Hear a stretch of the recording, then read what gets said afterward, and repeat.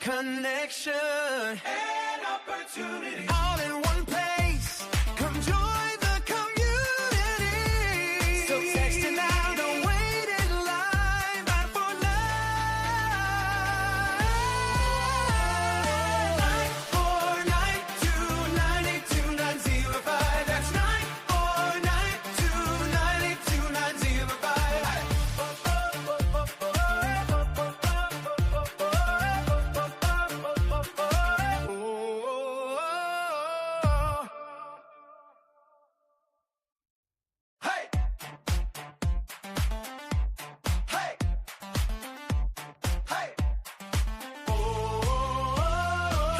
Wanna know where David's gonna be?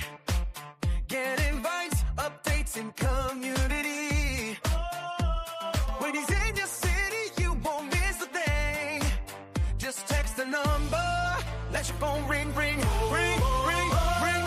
949-290-2905. That's 949-290-2905. Events, connection, and opportunity all in one place.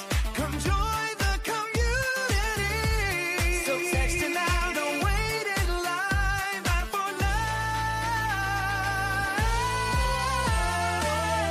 949-290-2905. That's 949-290-2905. They discovered it, they read it, and they applied it.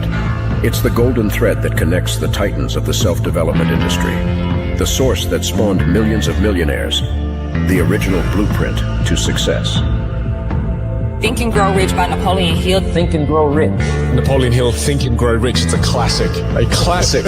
And I love Think and Grow Rich. I love it. It's right here. I mean, it's one of my favorite books of all time. Think and Grow Rich by Napoleon Hill. This material is what changed my life. This is the material I study every day.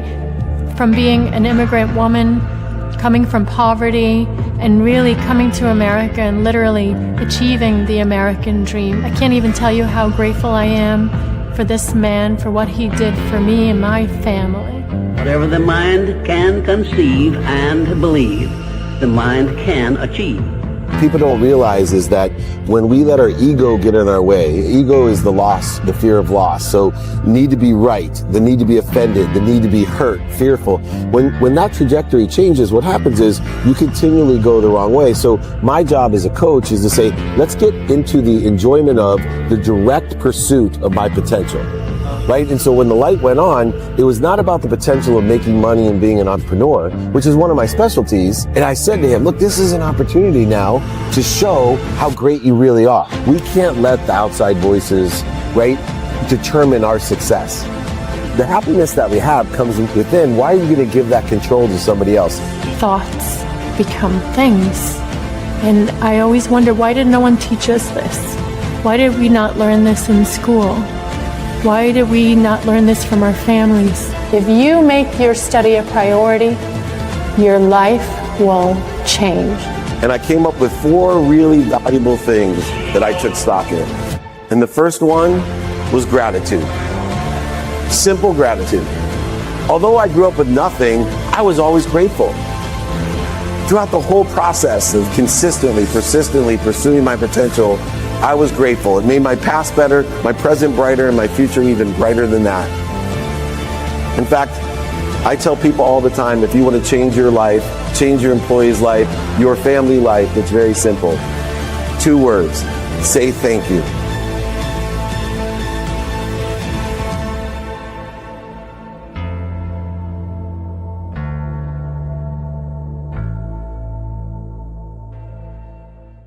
And we are all all set with our intro video with our webinar Rockin' and Rollin' as we are live everywhere, and of course live here in the Breakfast with Champions, the greatest room and community on Clubhouse. And we have a very special treat with today's Napoleon Hill Institute training. Today's topic is going to be turning small actions into big results. And of course, we will be joined by the chairman of the Napoleon Hill Institute, Mr. David Meltzer, here very shortly to guide us through today's training. But we do have a very special guest that is not only joining training, but has made himself available to be of service to this community by starting off today's training with a little bit of Q&A session. That is the double B, that's Blaine Bartlett. You can reach him at blainebartlett.com. And Mr. Blaine, it is always great to see you here. Happy Wednesday. How are you? I'm doing great, Nick. It's great to have you here, and it's great to kind of reverse the flow today. Start with a Q&A, and then we'll go into the lessons. So that's good stuff. Always keeping people on their toes, and of course, always having a blast here where, of course, with our community all across every single platform. So I want to remind, as we get started here with the Q&A with you, Blaine, for all of our friends that are online, please make sure to put your questions for Blaine today into the room chat. And for everybody that's live here in the Breakfast with Champions, if you guys have a question for Mr. Blaine today, please use the hand icon to request to join the stage, and we will, of course, bring you up.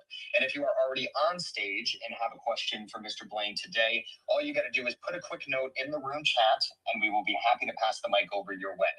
Now, before we get rocking and rolling with the first question, Mr. Blaine, I, of course, want to invite but not obligate everybody in our community to come and join us. As, of course, we are on the road, on tour, over 200 cities every single year, inviting but not obligating our community to come and join us in person.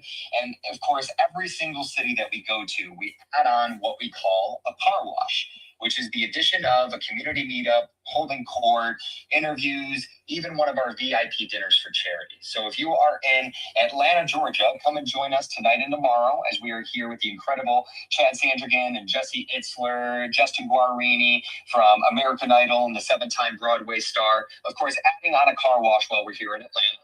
And then it's going to be off to Chicago at the National Restaurant Association show, plus a car wash. Then off to Las Vegas, Nevada, where we'll be in person with the double B, Blaine Bartlett, for the conclusion of Office Hours season number 10. I know we got Sharon Lecter and a ton of other special guests joining us, plus a car wash there as well. Then it'll be off to Minneapolis, Minnesota with Dr. Stefanos Anacropi, Bill Walsh, and so many others, plus car wash. Then we will be in Austin, Texas with the Aspire Business Tour family, plus car wash, and then rounding things out in Newport Beach, California with the incredible Mr. Tim Story, and on a car wash there once again. And ladies and gentlemen, that is just in the next 10 days. I know it is too much to keep up with, so you have to join what is our text community if you would like to be invited but not obligated to all of these opportunities and get the reminders on where we're going to be. So if you would like to join us, all you need to do is text us at area code 949, next 3 digits, 298, last 4 digits, 2905. And I know Gigi is going to go ahead and put that up on screen for all of our friends online and in the chat here in the Breakfast with Champions, so everybody can make sure to join our text community. But without further ado, Mr. Blaine, let's get rocking and rolling with today's Q&A. I have Mike here on stage who has been patiently waiting and ready to rock with the first question. So Mike, my friend, great to see you here. Happy Wednesday. Why don't you unmute yourself and kick us off? Let's get it. How are we doing, Blaine? Hey, I'm doing well, Mike. It's good to have you here. Fantastic.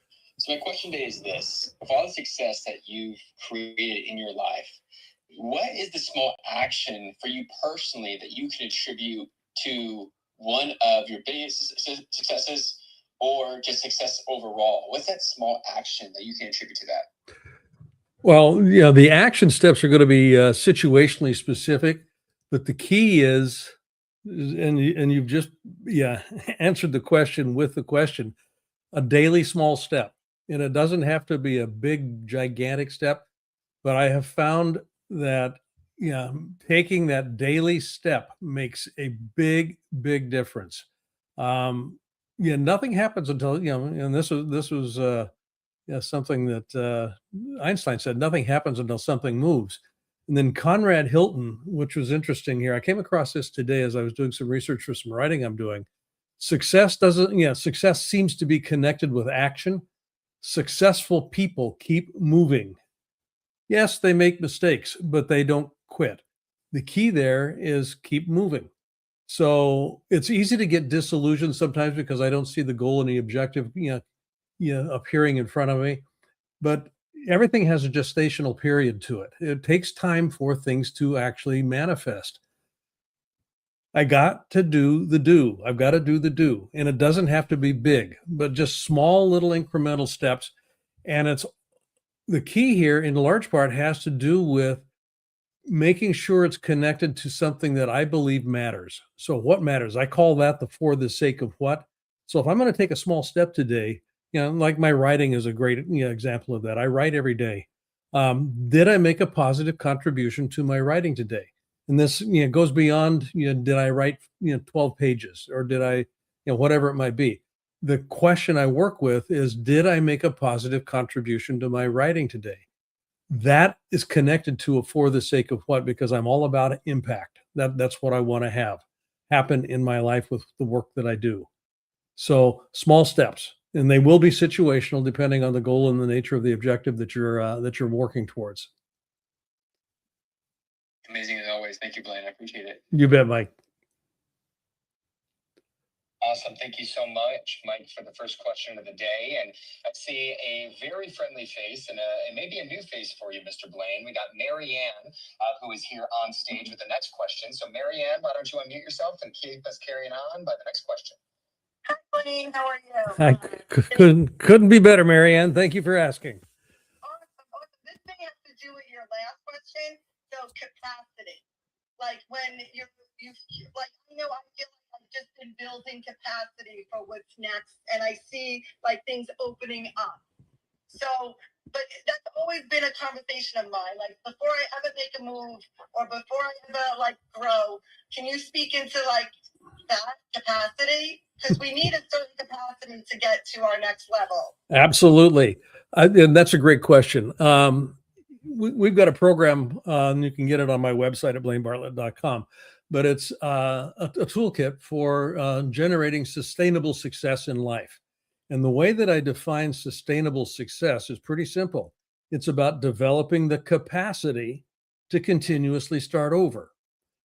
I mean, that's essentially what we work with. And capacity, the way that we've worked with it in that little, it's a small little program. It's organized around essentially 5 different things: self-awareness, developing my capacity to continuously become more aware of what's going on in myself, but also in my environment. And it's that capacity building that around awareness that begins to make a difference, because awareness actually is a way that I begin to appreciate where is my attention being hijacked. What's it focusing on? And energy will follow attention. It doesn't follow intention. So I wanted, the capacity to become more aware. That becomes a foundational activity in developing sustainable success. Then there's courage. And courage has to do with developing the capacity to act even though I'm not sure what the hell I'm doing. Just taking that step. And part of it, part of what happens with courage is it begins to work with the dynamic of trust. And most people will think of trust as something that is in play with others. The real grounding component of trust is, do I trust myself to handle the consequences of this next step? So I have to develop that self-trust in order to have courage actually be present in my life. And then being able to choose effectively. This is where wisdom kind of comes into play. And in the program, I call that discernment. Do I have the ability to choose effectively, which moves me beyond judgment, right, wrong, good, bad, and into explorations around what's working and not working. Yeah. So developing a capacity to hold ambivalence is a big capacity that I want to be able to generate. And then, literally the capacity to continuously practice what it is that is going to lead me to where I'd like to go. Practice doesn't make perfect. Practice makes habits. And so I want to be able to develop a capacity that allows for me to practice new things. that allows for, from a neuroplasticity thing to rewire my brain. I rewire my brain, my mindset begins to shift. And then the final one has to do with, my networking capacity, being able to expand that. And when I start moving into unknown territory, as an example that you're describing here, I want to, I'll get stopped if I default to asking questions around how. How do I do this? And because almost every time that how question comes up, it kicks me back. It throws a rear view mirror into into my vision plane, and I start looking for what I've done before that will get me to where I want to go. But if I'm in new territory, that's probably not going to work well. So what I've developed here is a way of looking at that capacity that I call inclusion, my networking capacity. Who do I need to be able to connect with that can help me answer a new how, one that I've never thought of before? Oh, this is so good. Thank you, Blaine. You bet. You bet. Awesome. Thank you so much, Marianne. And I see our friend Kyle here has made his way up on stage. Kyle, happy Wednesday. Do you have a question for Mr. Blaine today? Feel free to unmute yourself. No, happy Wednesday. No, I'm just getting back in Clubhouse. I haven't been on in a super long time, and a lot of my buddies are getting back on, so I just, wanted to come in and see what's up. Yeah, no problem. Oh, good. Thank Welcome. you for this Q&A session, and we're going to have the chairman of the Napoleon Hill Institute, Mr. David Meltzer, joining us here shortly. So, but thank you so much for hanging out with us, and I will absolutely, we appreciate you being here, and make sure to join our text community so you can also join us in person as we go on the road. And all that information can be found in the room chat. But for our next question, I'm going to actually go ahead and pass it over to Gigi, who are, I think, Blaine's favorite two letters in the alphabet, and that's, of course, Gigi. So, Gigi, unmute yourself, my dear, and carry us on with the next question. Hello, happy Wednesday. Thank you, Blaine. You're welcome, Gigi. My question is, why is it so hard to be consistent? I've noticed, like, even when I look at me and when I'm not, I don't have that patience. I look at different stuff and I was like, you had patience and the result happened. So my question is like, why is it so hard to build that patience? Gigi, I love you. Great question. Consistency, and this is a specific answer for you. You appreciate novelty, and you will get bored easily if you're doing the same thing over and over and over again. You appreciate learning. You appreciate, your curiosity is one of your superpowers, truly, I believe. And you run into a quote unquote problem, or you run into difficulty when what you're trying to do requires consistency over a period of time. So one of the ways that you might be able to actually, kind of work with that is put some time boundaries on it. I am going to practice this. I'm going to be consistent with this for the next 3 months, and just kind of run that in a 3-month bite-sized chunk. Okay. So the way that, consistent practice works is when we begin to ignore time and it just becomes part of our way of being in life.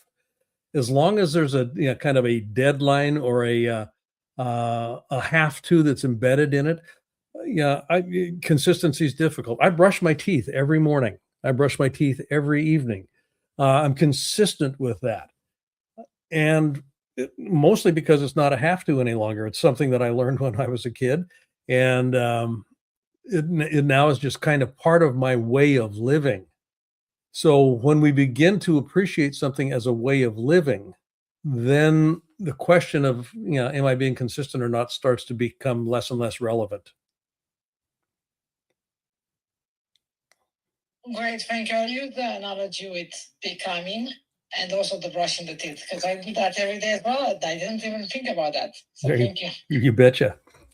So, I'd love to ask the question if I may. I was going to say, Alexandria, yeah. it's all yours, my dear. You take it over. Thank you, Nick. Great to see you, my friend. Hi, Blaine. So my question was, how do you prioritize your goals to focus on the right moves?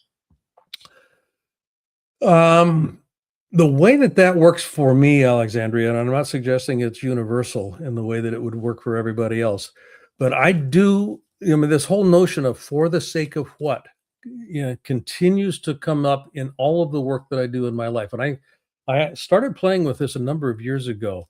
And it's organized around the notion, that, well, not Napoleon Hill, I'm sorry. Oh, my brain just went dead. Earl Nightingale. Bob Proctor used to talk to me about this all the time when I was, Bob and I did a lot of work together. Earl had this way of defining success as being the pursuit of a worthy ideal. And that worthy ideal, that kind of notion stuck with me. And then I started, exploring what do we mean by a worthy ideal? Because one size doesn't fit all. And where I got to was when I started stripping things down was essentially what I'm speaking about when I'm talking about a worthy ideal for myself, or when we're exploring a worthy ideal for our team or my organization. We essentially are talking about what matters.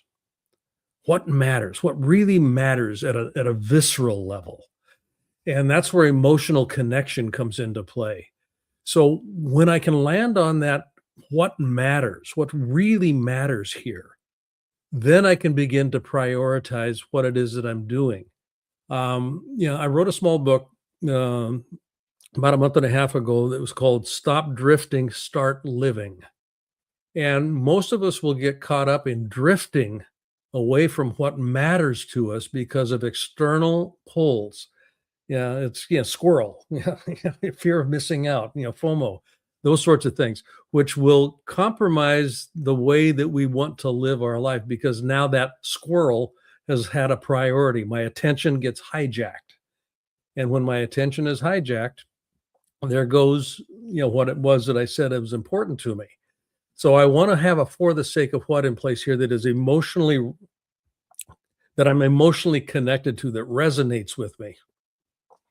And when that's in place, now I can begin to prioritize. And the prioritization has to do with, it's literally a binary choice. Yes, I'm going to do this because it feeds and fuels what matters. Or no, I'm not going to do it because it takes me away. So, the ability, Steve Jobs talked about this, the ability to say no is far more important than the ability to say yes to something. And so we have to train that no muscle, if that makes sense. Oh, that was fantastic feedback. And oftentimes we hear about training no in terms of opportunities, but we don't hear very much stuff around training no to ourselves and, resisting that urge of the shiny object. So that's fantastic. Thank you for that, Blake. You bet, Alexandria. Thanks for the question. Awesome. And as just a quick reset of the room here for everybody, I want to remind everyone we are here for the Napoleon Hill Institute training today. We are doing it a little bit reverse today. We're starting with the Q&A with a double B. That's Blaine Bartlett. You can reach him at blainebartlett.com. And then we're going to be joined here momentarily by the chairman of the Napoleon Hill Institute, Mr. David Meltzer, for the rest of today's training. But with that said, I do want to kick it over as we continue with this Q&A to the incredible Allie, who I know is one of Blaine's favorites. So Allie, why don't you go ahead and unmute yourself and carry us on with the next question. Hi, everyone. Happy Wednesday. Hi, Blaine. Hi, Allie. Question for the day is, I know you spend a lot of your life mentoring and guiding others. I'm curious, what's currently stretching or inspiring you at this stage of your journey? And what wisdom has come from that personally? Great question. I'm doing something right now. I mean, I'm in my 70s and I'm working right now on a PhD. So, that is actually stretching me. And it's a deep dive into essentially metaphysical philosophy and in the foundational impact of metaphysics on business ethics.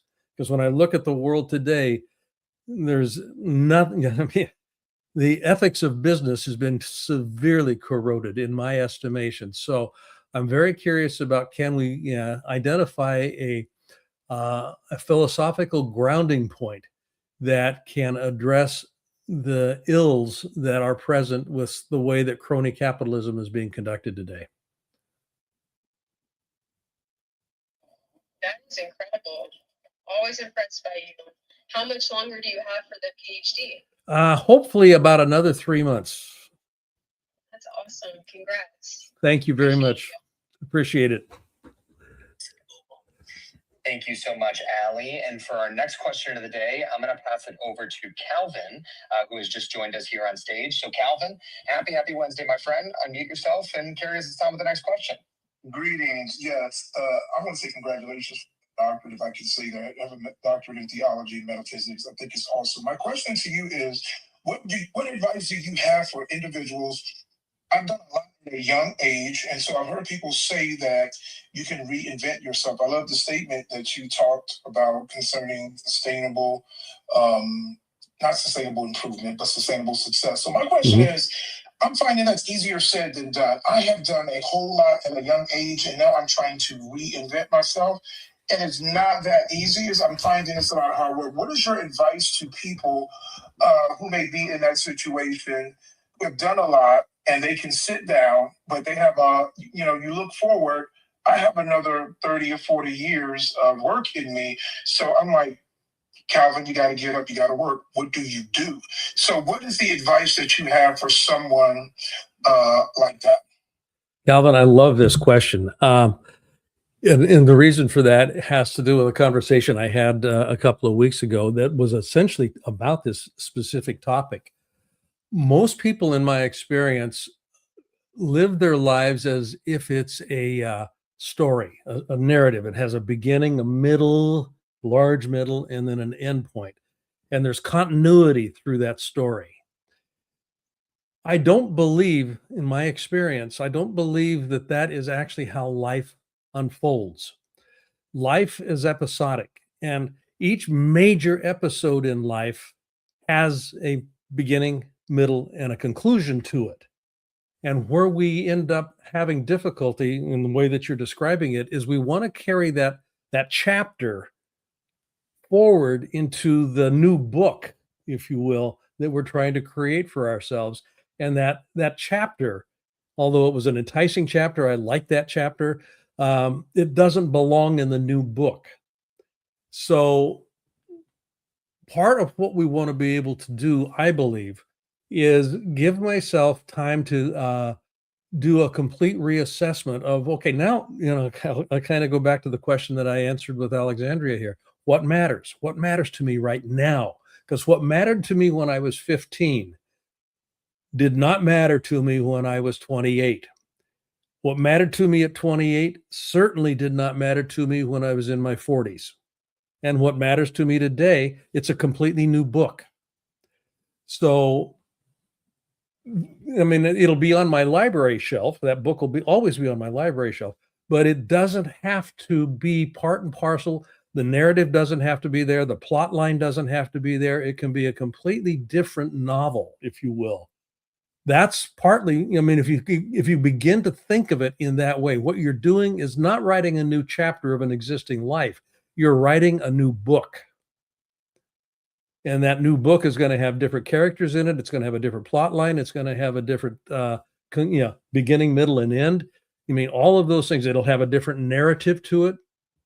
I mean, different conversations. All of those sorts of things will come into that new book. So my invitation to you would be to just take a little bit of time and think about, okay, what's the title of this new book, and then use that title as the orientation piece. Hopefully that makes sense. No, awesome. No, I'm listening. Yes, absolutely. I just like to listen and snatch up some nuggets, but absolutely. Thank you. You bet. You bet. Thank you for the question.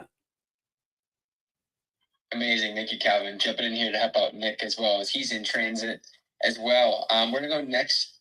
Who's on stage here is Simona. Are you ready for a question as well? Thank you very much. This is super exciting dropping in here. Greeting from Scotland. getting late and getting dark. And I have a question, Blaine. Do you think, like neuroscience-wise, there's a real need to have this friction to learn and to change?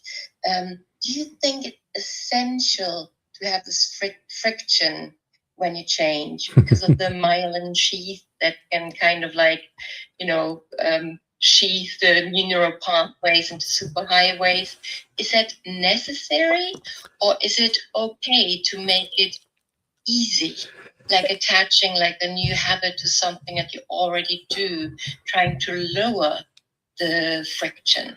Do you think, the question is friction essential, or is lowering friction really shooting us in the foot or helping us? Well, We need to get used to friction.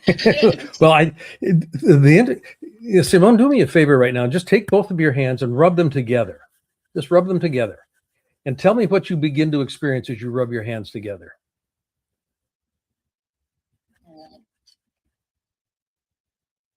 What are you feeling as you rub your hand? A little bit faster. I feel energy and warmth. Warmth, yeah, warmth, energy there. Now, here's an interesting thing. Friction, stress, conflict, kind of all come under the same rubric here. Friction is necessary for movement. Just kind of put it that way. If you tried to walk across a slate of ice without shoes that can actually grip the ice, you're going to be, I think of, I'll date myself a little bit here, but I think of Bambi trying to move across, the ice with Thumper trying to push him, the bunny rabbit. We need friction in order to generate traction. Now, one of the interesting things about friction is that it does generate heat, and an appropriate amount of friction, i.e. an appropriate amount of heat, can be a cleansing mechanism. So when you're talking about the myelin sheath, it can begin to transform the connections because it makes more, there's more exposed. Okay, that's one thing. The right amount of heat will also generate light. This is where the energy dynamic comes into play. Light is illuminating. It will allow me to see things that I hadn't recognized before. So the value of friction is that it both is a cleansing process, but it's also an illuminating process if I know how to work with it well. The difficulty that in my experience in the work that I've done with my clients, that people have with conflict, stress, friction, is they don't like the feeling of it. It's uncomfortable. And just from a Stoic philosophy perspective, it's not, or even a Buddhistic perspective, it's not the first arrow that causes the damage. It's what I see. It's my focus on the consequence of that first arrow, the debilitation, the pain that I feel. That's the first arrow is never going to really be that catastrophic. This is a metaphor.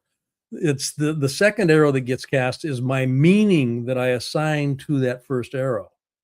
The meaning that I make up about it. This isn't pleasant. This isn't good. I need to avoid this. This is bad. This is going to complicate my life.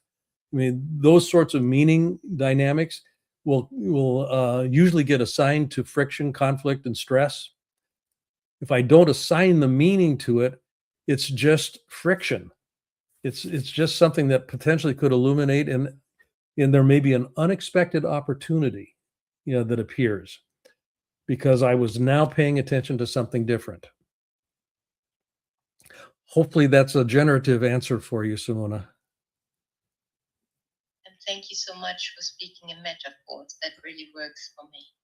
You're welcome. Thank you. Thank you for the question. Simona, I appreciate it. Have a good evening as well. Thank you so much for joining. Let's go with Catherine, who's joined us on stage. Catherine, if you can unmute yourself and please ask Blaine your question. Wow, you guys are on the go. I feel like I'm at the ball field. Okay, so I'm working with a lot of people, maybe 10 in Africa from the Clubhouse family. And people are like, oh, scammers, one and all, Africa's scam. And even they'll say, we know people say this, but they've shown me pictures, videos, and we've talked for 3 to 6 months. If we can't trust people eventually, but they're very much in dire need. And so I'm trying to, do I go big? Like I have a whole game that we could explore sometime about permaculture, which is about how do people live in community, for a long time before the modern world. And these people are very smart, they're beautiful, they sing, they're positive. Any way we could bridge the gap between the wizards of, AI and, people who want to bring, the modern world an opportunity, because the government's kind of corrupt. I'm sorry for the, difficult communication part. So what is your specific question there, Catherine? But what would it take in this world? Like, who's going to make the first move? We have many people in need, but we do have this clubhouse hub. So kind of specific to this, we know who's who. I seem to be Mother Teresa type personality, and I have had quite a life experience and mostly good supports that can help people, apply for scholarship, pull together. But I'm wondering, what could we do to address this need, this huge differential and pressing need? I don't have an answer to that $64,000 question, and I don't mean to minimize at all, the intent behind your question, but I honestly do believe that may be beyond the ken of this particular conversation. That's a larger undertaking. I do a lot, with my wife's foundation, the Unstoppable Foundation. We do a lot of work, and for the last 18 years, have done a lot of work in Africa. We've got about 500,000 people on a daily basis that are impacted by the work that we're doing in sub-Saharan Africa. So I absolutely resonate with what you're saying. In my mastermind program, I've got a couple of folks in there from Kenya and Uganda, young leaders that are making big differences in their governments, which is interesting. So there are things that can be done. And I don't know. Yeah, I guess my answer to that is what's mine to do. Some people are called to that. Some people are not called to that. Some people are called to other things. So you particularly are called to doing something in that part of the world. And I think the more that you can find like-minded souls here on Clubhouse or in other venues, you can begin to create some sort of a movement, if you will, that may have the kind of impact that you're looking for. Okay, thank you. I'll have to look into your Unstoppable Foundation because I do have a free game. We could talk later, Turtle Garden. I could put it in the chat. But it helps people warm up to the idea we can be more than we thought. And this is exciting to hear. Maybe we can list your website too. Thank you so much. Thank you, Catherine. Awesome. And jumping back in here, thank you, Mike, for helping us out as we were getting settled. I just want to do a quick reset of the room before David Meltzer jumps in, the chairman of the Napoleon Hill Institute, for today's training. So as we do a quick reset, we want to thank the double B, that's Blaine Bartlett. You can reach him at blainebartlett.com to get in touch with him and get more information on all the incredible value that he provides.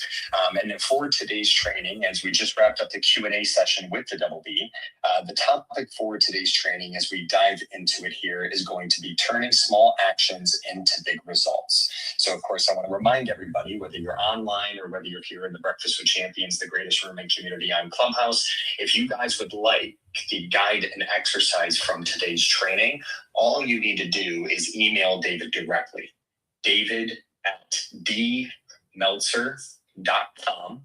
Once again, that is David, spelt normally, Meltzer, it's like seltzer with an M. David means beloved, Meltzer means servant. Let him be your beloved servant by just emailing him, david@dmeltzer.com, to get the guide and exercise from today's training. And also, if for any reason you don't have a copy of his book, make sure to mention that because he'd love to send you one for free. signing a copy, sending a copy, and even paying for shipping, ladies and gentlemen. All you got to do is david@dmeltzer.com. And without further ado, I see that Mr. Meltzer has joined us here on Clubhouse as well as on the webinar. So he is ready to rock and roll. Meltzer, turning it over to you to guide us through today's show. All right. We got first a great deal of gratitude for Blaine Bartlett, blainebartlett.com.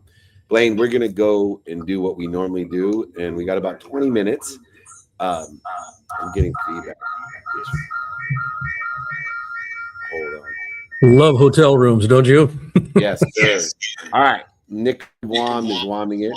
I went from the Atlantis to Atlanta, and as you know, Atlanta may not always be the most efficient in its airport circumstance, but turn small actions into big results is a big part of what I coach, teach, and mentor in understanding the small things. It's very Napoleon Hill-esque and Tao-esque. One of the first lessons or verses of the Tao talks about the journey of 1,000 steps starts with one step, a small step. We often underestimate, I would say, how much the small things that we do shape our future. Big results are rarely created by one massive moment. They're built through consistent decisions and behaviors repeated over time. A single workout doesn't transform our health. One follow-up doesn't build a business, and one conversation certainly doesn't create a relationship. But it's the repetitive, consistent, persistent pursuit in these small actions compounding into extraordinary outcomes. I want to talk to you today about this, Blaine, that success is not built in one moment. It's built in the moments we repeat daily. How do you think we do create momentum to maintain this process of creation with small wins? What does small wins build for us that creates these big outcomes? Yeah, this was actually a question that we had in the Q&A, or a version of the question that we had in the Q&A. The key here is that it is small. That is the key.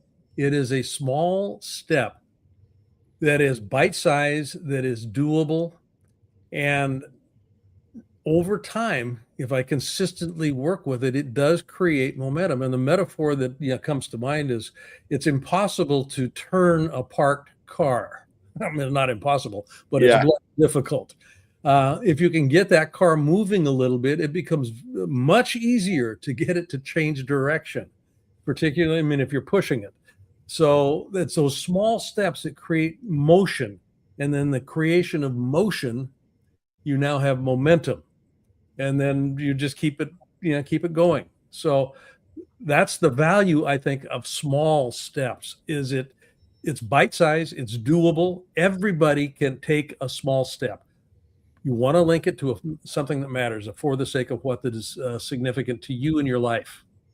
And I think it creates less resistance, to get started. A small step, doesn't seem so overwhelming and allows us just to get started. I have a saying, which AI is applicable to, but 0 to 1 is harder than 1 to 100.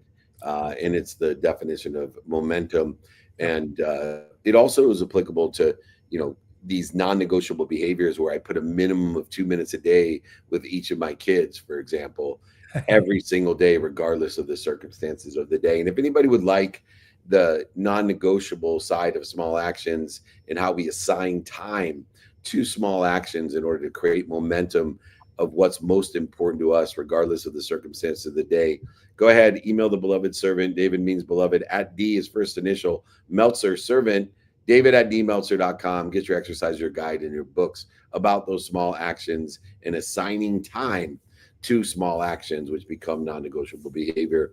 The idea, though, of small actions is great, but they don't mean anything unless it's consistent.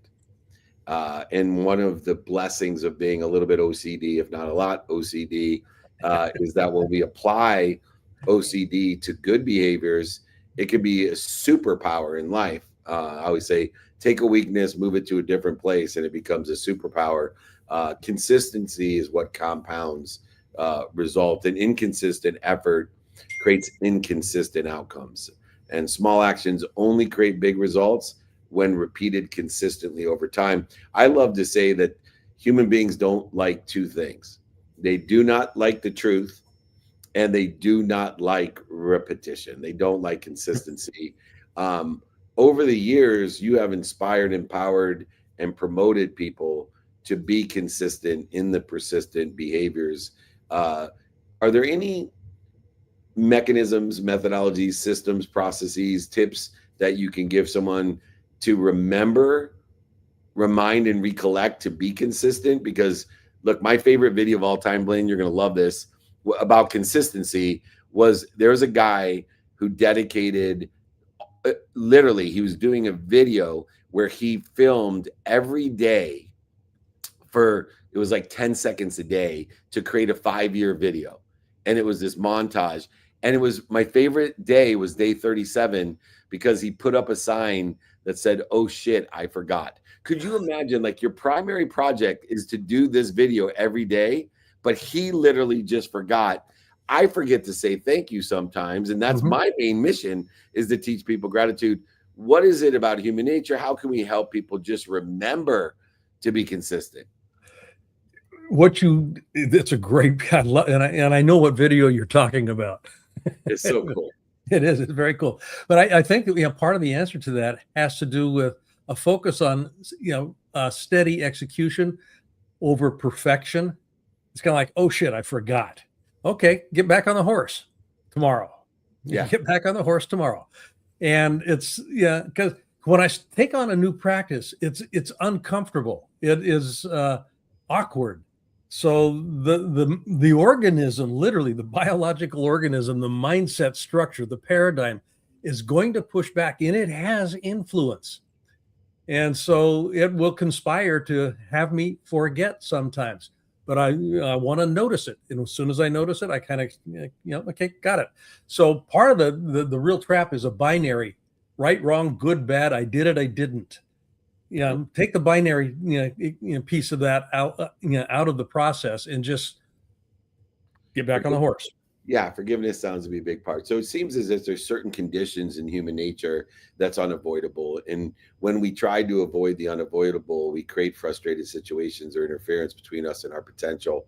I think the bigger takeaway for me and consistency is how important forgiveness is. And if anybody would like that forgiveness lesson in number 2, to be consistent in compounding our bigger outcomes with small actions, email me, david@dmeltzer.com. I love the humility and the fact that, you know what, Dave, there is no cheat. There is no shortcut. You're just going to forget shit because you're human. So, utilize forgiveness and super prioritize the things you forgot yesterday, today, so you don't double down and create a new habit or big outcomes that you don't want.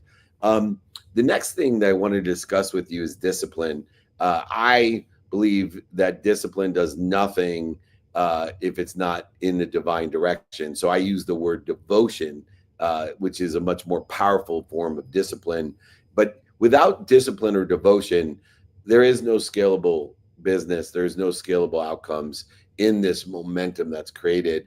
And without devotion, we have to rely on a short-term boost of energy called motivation. Motivation gets us up, gets us back up, gets us started, get us back started. But it's inspiration, inspired discipline in divine direction of devotion that allows these small actions to become the systems that scale these unbelievable big results. In this idea of the difference between motivation and being disciplined, or inspiration and being devotional, how is that relative to the scalability part of these small actions turning to big results? Great question. And I love this particular lesson. Motivation almost always is externally oriented. There's something out there that I feel compelled to move towards. I mean, again, the language, it's out there. I move towards it. It's not, I experience it as not being part of me. So that disassociation lends itself to breaking discipline. Inspiration, it lives in me. I'm inspired. And this is why I work with, and you and I both work with, this notion of, for the sake of what? What matters? That's an internal dynamic.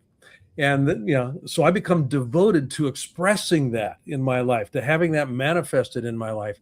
And that that actually gives me some wiggle room, in the sense of, as long as it's in here, if I stub my toe out there, I know that it's in here, and all I've got to do is get back on the horse again and keep the movement going. So discipline creates scalability if it's connected to for the sake of what, in a way that actually truly matters inspirationally, for myself, for my team, for my business. I love it. If you need that for the sake of what exercise or guide, email me, david@themelter.com. It's a form of reconciliation between detachment and discipline in a divine direction, which we define as devotion. No excuse for the alliteration. The next lesson that I wanted to get to is focus itself. Understanding what we pay attention to, as Napoleon Hill says, and give intention to by what we do, say, think, feel, and believe. When we put attention and intention on the next do it now or do it next action, we provide a statistical success. We provide an efficiency that's bar none. I call it the empty mile, because very few people can do it, compared to the extra mile, where people go the extra mile every once in a while, and then they use that to justify why they never get to where they want to be. Overthinking a lot of times is an interference, analysis and paralysis. But a lot of times they don't understand there's a difference between this paralysis and paying attention and giving intention to our next step along a journey of circumstance and uncertainty. How do you distinguish between focusing in on what your target is and the difference between giving intention to what your target is? I lived and worked in Japan for a bunch of years, over a decade, and there's a Japanese martial art called Kyudo, and basically it's archery. And when you're looking at a Kyudo, master, they have the target in mind. They see the target. They know where the target is. So their attention is oriented around that, but their intention, if I can use it in this way, their intention is in the drawing of the bow. Their intention is in the moment.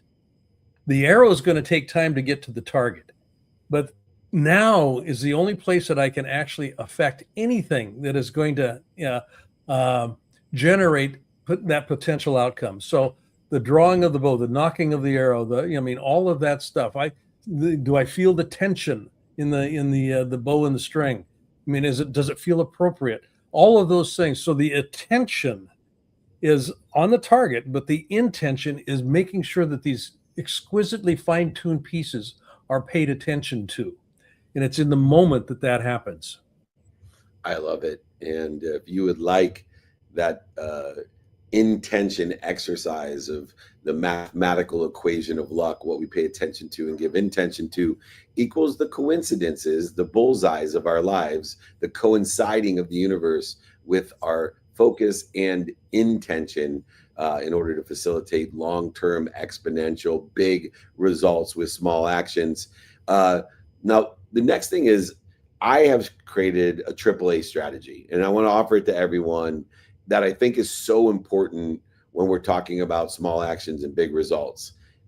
Whatever it is you utilize, I believe the majority of our time is in drawing the bow back in the alignment with our divine direction and the meaning of the past.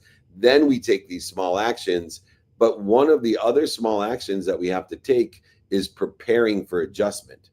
And when we make these small adjustments, that's what creates massive change, because it can reduce or lessen the resistance that is there by learning the lessons, finding the solution within the problem, which is called a resolution. How important is this AAA strategy, which, by the way, I'll send to everyone, david@themelter.com, alignment, action, and adjustment. How important are these small improvements, these adjustments? Do they actually create the massive change? Yes, they do. Absolutely. And, again, I just mentioned Japan. There's a Japanese philosophy called Kaizen, continuous improvement. And continuous improvement basically is a AAA. You do something, you adjust, and I mean it's always an exploration. What can we do better here? What can we refine? How can we improve? I mean, it's that continual piece. And it, discipline, continuity, repetition. We begin to practice this over time. So all of that starts to come into play. One and done is not the way that we work this.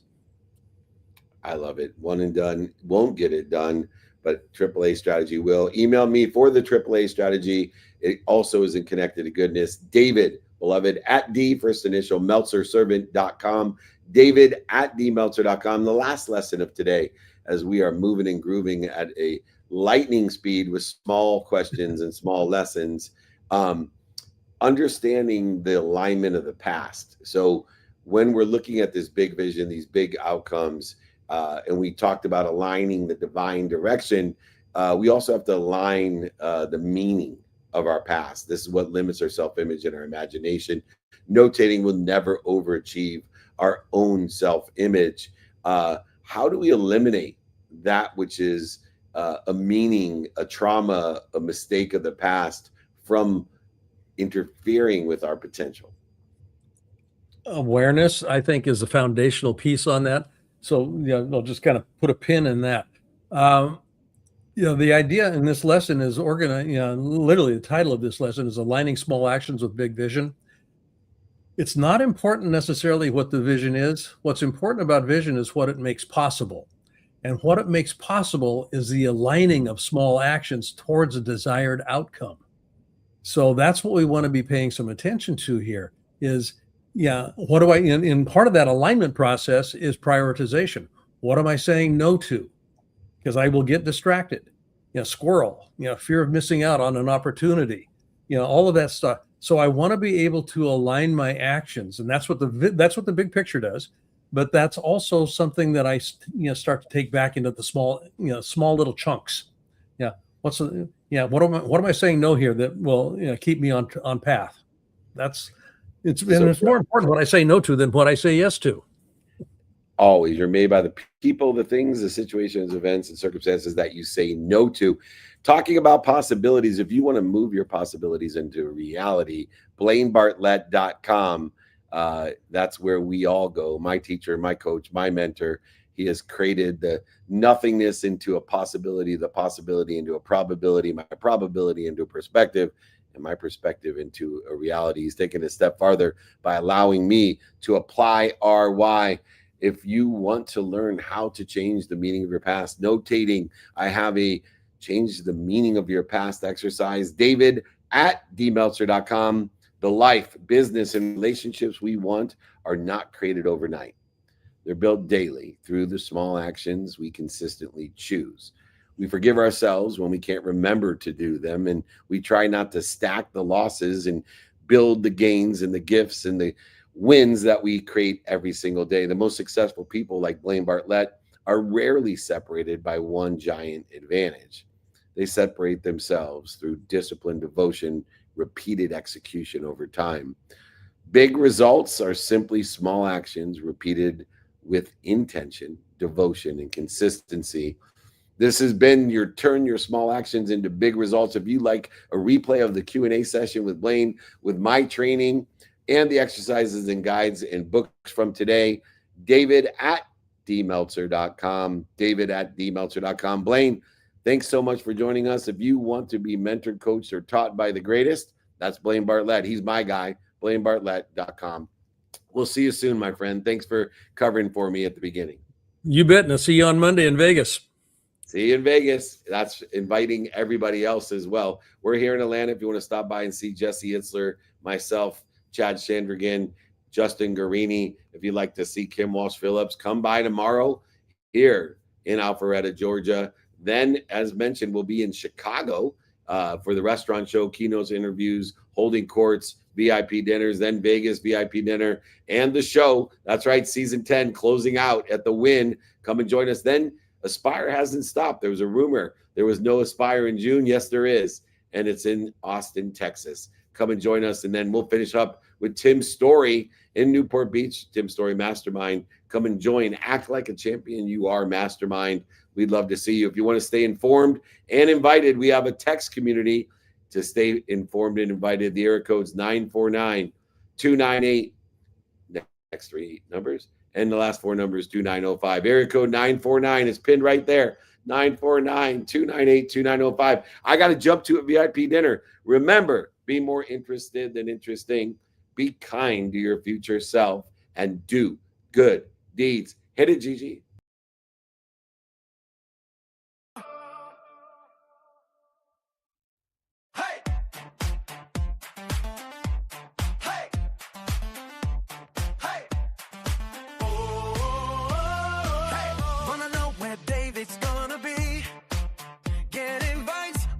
And community.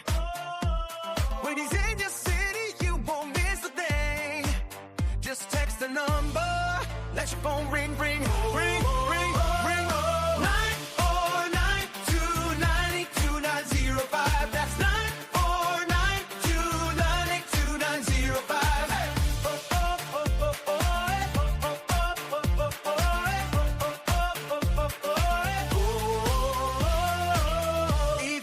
Connection and opportunity all in one place.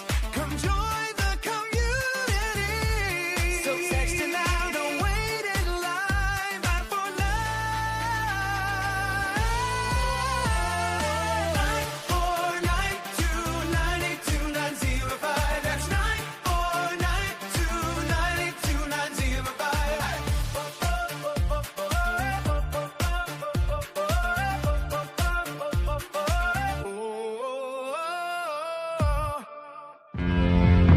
They discovered it, they read it, and they applied it. It's the golden thread that connects the titans of the self-development industry, the source that spawned millions of millionaires, the original blueprint to success.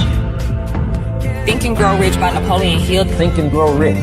Napoleon Hill, Think and Grow Rich. It's a classic. A classic. And I love Think and Grow Rich. I love it. It's right here. I mean, it's one of my favorite books of all time. Think and Grow Rich by Napoleon Hill. This material is what changed my life. This is the material I study every day. From being an immigrant woman, coming from poverty, and really coming to America and literally achieving the American dream. I can't even tell you how grateful I am for this man, for what he did for me and my family. Whatever the mind can conceive and believe, the mind can achieve. People don't realize is that when we let our ego get in our way, ego is the loss, the fear of loss. So need to be right, the need to be offended, the need to be hurt, fearful. When that trajectory changes, what happens is you continually go the wrong way. So my job as a coach is to say, let's get into the enjoyment of the direct pursuit of my potential. Right? And so when the light went on, it was not about the potential of making money and being an entrepreneur, which is one of my specialties. And I said to him, look, this is an opportunity now to show how great you really are. We can't let the outside voices, right, determine our success. The happiness that we have comes within. Why are you going to give that control to somebody else? Thoughts become things. And I always wonder, why did no one teach us this? Why did we not learn this in school? Why did we not learn this from our families? If you make your study a priority, your life will change. And I came up with 4 really valuable things that I took stock in. And the first one was gratitude. Simple gratitude. Although I grew up with nothing, I was always grateful. Throughout the whole process of consistently, persistently pursuing my potential, I was grateful. It made my past better, my present brighter, and my future even brighter than that. In fact, I tell people all the time, if you want to change your life, change your employee's life, your family life, it's very simple. 2 words, say thank you.